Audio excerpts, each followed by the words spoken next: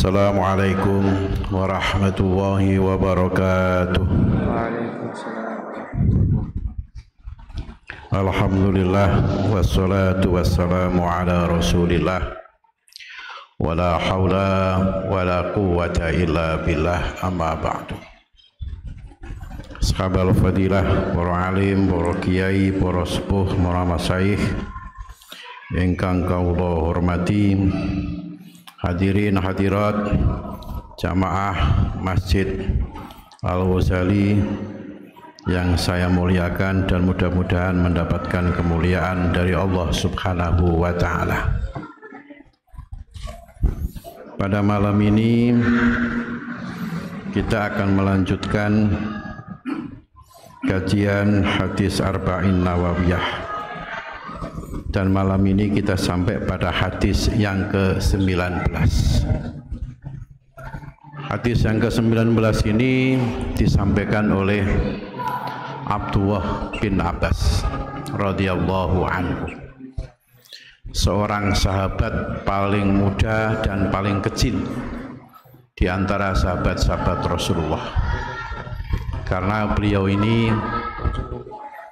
saat menjadi sahabat Rasulullah itu umurnya masih belasan tahun. Namun demikian,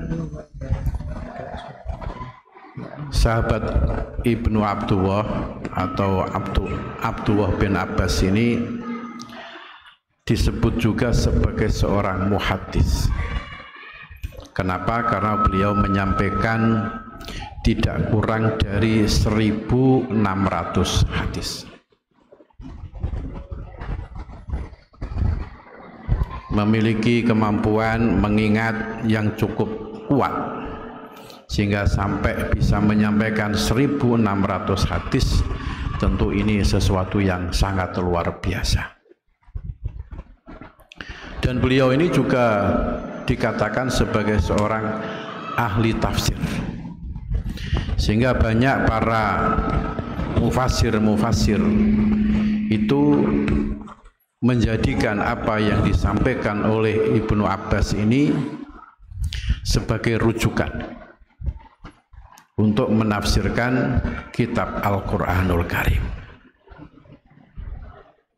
Memang luar biasa Ibnu Abbas ini. Dan hal yang paling menarik, beliau ini didoakan oleh Rasulullah supaya bisa memahami agama dengan baik. Allahumma faqihhu fiddin. Begitu doanya Rasulullah kepada Ibnu Abbas ini. Sehingga dengan doa beliau ini memang Ibnu Abbas menjadi orang yang sangat cerdas, orang yang sangat pandai meskipun masih anak-anak. Bahkan ketika Rasulullah sudah wafat, kemudian pemimpin pemerintahan Islam pada saat itu dipimpin oleh sahabat Umar bin Khattab, maka meskipun umurnya masih belia, Ibnu Abbas ini sering diajak musyawarah oleh Umar bin Khattab memecahkan persoalan-persoalan masyarakat, persoalan-persoalan negara. Jadi sungguh luar biasa. Dan beliau umurnya cukup panjang sampai umur 71 tahun. Namun saat sudah senja, beliau ini pada akhirnya dikaruniai Allah kebutaan. Tapi meskipun beliau dalam keadaan buta, beliau masih punya banyak murid yang cukup banyak sehingga tetap mengajar dalam kondisi buta. Namun karena kecerdasan dan kekuatan hafalnya ini, maka beliau mengajar itu enjoy saja. Karena beliau hafal banyak hadis dan juga hafal Quran, serta mampu menerjemahkan serta menafsirkan Al-Quran dengan sangat luar biasa. Satu hal yang cukup menarik dari beliau ini adalah beliau ini tidak mau hidup dan mati di Madinah ataupun di Mekah. Jadi ketika sudah dewasa, sekiranya Rasulullah sudah wafat, Khulafaur Rasyidin juga sudah wafat, justru beliau berada di kota Thaif. Thaif itu 100 km dari kota Mekah, cukup jauh.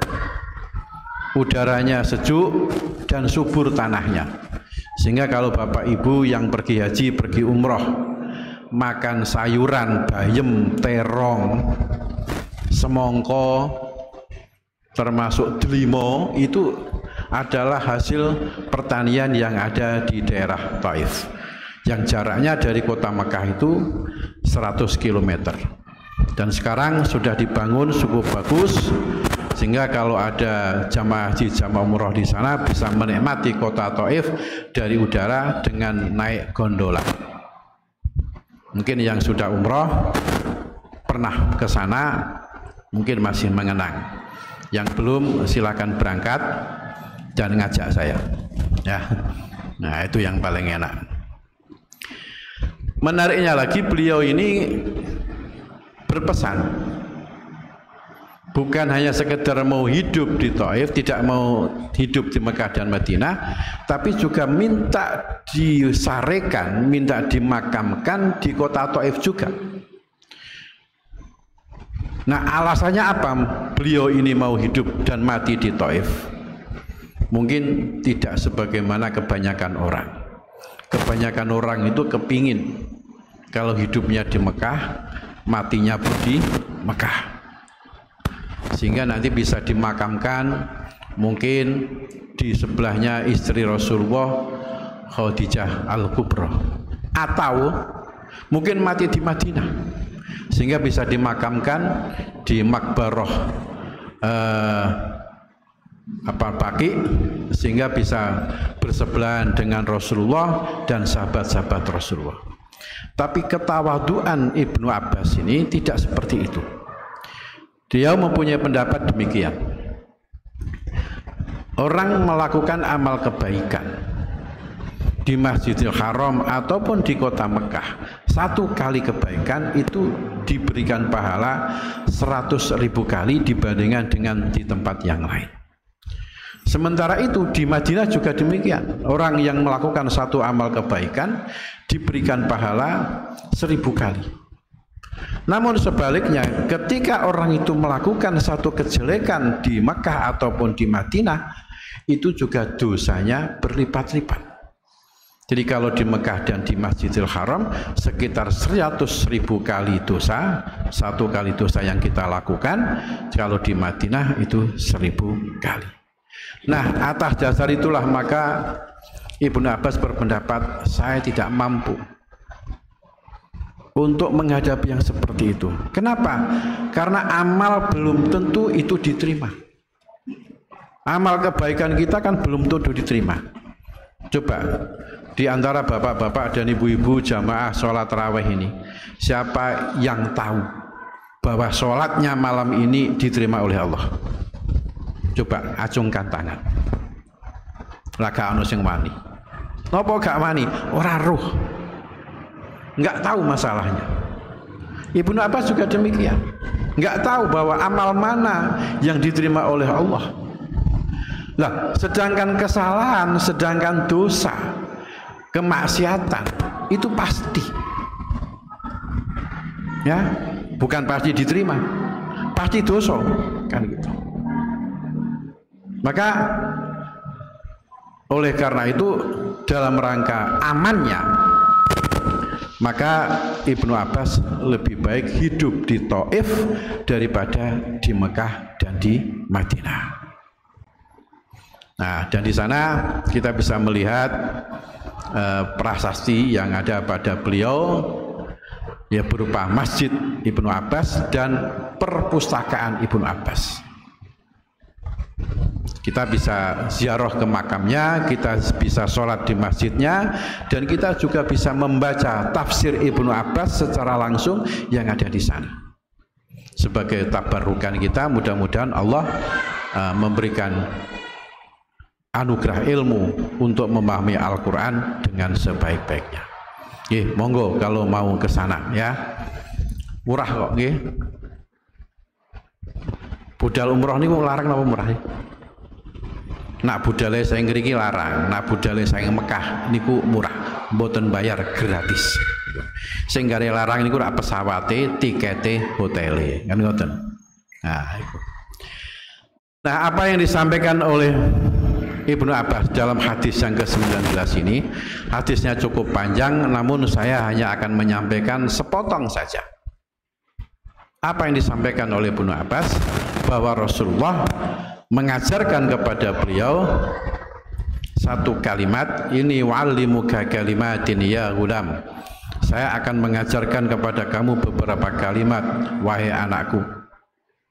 Namun karena panjangnya hadis, maka satu saja yang kita ambil, yakni ihfadillaha yahfaduka, jagalah Allah maka Allah akan menjagamu. Apa maksudnya hadis ini?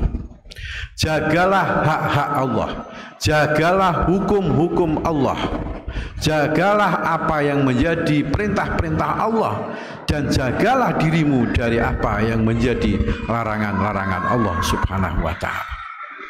Dan ini implikasinya cukup panjang. Kalau kita mau menjaga hak-hak Allah, berarti kita harus berani beribadah dengan sebaik-baiknya. Dan pertama yang harus kita jaga di dalam kita beribadah itu adalah sholat kita. Kenapa? Awwalu ma yuhasabu yaumal qiyamah itu adalah as-sholah. Hal pertama yang akan dihisab oleh Allah dari ibadah kita kepada Allah Subhanahu wa ta'ala itu adalah ibadah sholat. Maka mari selalu kita jaga sholat kita. Kita jaga ketepatan waktunya, kita jaga pelaksanaannya dengan cara berjamaah dan kita laksanakan secara khusyuk. Itu yang harus kita lakukan. Meskipun itu berat, tapi kalau kita bisa menjaga sholat kita, maka kita akan mendapatkan penjagaan dari Allah. Apa itu? Tanha anil fahsyai wal munkar. Kalau kita bisa menjaga sholat kita, maka insya Allah kita akan terjaga dari perbuatan keji dan mungkar. Dan itu menjadi satu yang sangat penting bagi kehidupan kita. Kenapa demikian? Karena karakter manusia itu mempunyai kecenderungan untuk melakukan kejelekan yang namanya al-fahsya wal munkar. Apa itu al-fahsya? Al-fahsya itu adalah perbuatan jelek yang mirip dengan karakternya binatang jinak. Ya, fahsya itu adalah perbuatan dosa, perbuatan maksiat, perbuatan buruk, perbuatan jelek yang mirip dengan karakter binatang jinak. Apakah itu ayam, sapi, kambing, bedes, nah itu termasuk binatang jinak. Apa karakter mereka? Satu, suka tidur. Dua, suka mangan. Tiga, suka kawin. Nah, maka kita diharapkan supaya jangan melakukan hal-hal seperti itu kecuali apa yang diperintahkan oleh agama, kecuali apa yang disyariatkan oleh agama, kecuali apa yang dicontohkan oleh Rasulullah Shallallahu Alaihi Wasallam. Mangan yo mangan, tapi ojo tamak. Lihat itu sapi, itu pekerjaannya kan cuma mangan terus. Bahkan lungguh, diam itu juga masih kecap-kecap. Iya apa enggak? Jenengan coba ingat, sapi itu kan gayem terus marengono karo ngiler idune. Itu adalah karakter sapi, karakter hewan. Maka kalau kita bisa menjaga sholat kita, maka insya Allah kita terhindar dari perbuatan tamak itu tadi. Wal mungkar, apa itu mungkar? Perbuatan manusia yang jelek yang mirip dengan karakternya binatang buas. Apa itu? Suka bermusuhan, suka mendolimi orang lain, suka menyakiti orang lain. Maka dengan sholat yang sungguh-sungguh, yang kita jaga kekhusyuannya, yang kita jaga kepelaksanaannya, yang kita jaga ketepatan waktunya, maka insya Allah itu kita bisa terhindar dari perbuatan keji dan mungkar. Allahumma amin. Yang berikutnya yang juga harus kita jaga dalam rangka melaksanakan hak-hak Allah Subhanahu wa taala adalah menjaga kepala kita dan menjaga perut kita.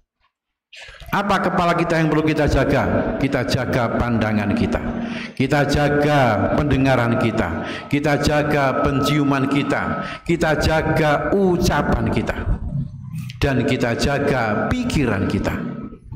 Kalau itu kita jaga, maka insya Allah kita akan dijaga oleh Allah Subhanahu wa taala. Apa itu? Menjadi orang yang selamat hidupnya, baik di dunia ataupun di akhirat. Sedangkan maknanya perut harus kita jaga apa? Supaya perut ini jangan sekali-kali dimasuki barang yang haram. Ingat hadis Rasulullah Shallallahu Alaihi Wasallam, satu suapan yang masuk ke perut seseorang dan itu terdiri dari hal yang haram, maka 40 hari ibadahnya orang itu tidak diterima oleh Allah Subhanahu wa taala. Kita bisa bayangkan sak puluhan petang puluh dino, padahal awak anak mangan sak piring niku pinten puluhan? Pinten? Sedasa? Nggih delok mawon niku. Nggih niku porsine sapa? Nak porsine arek-arek niku nggih 20 puluhan niku. Dibayangno 20 puluhan ping 40 pinten? 400 nggih. 400 dino.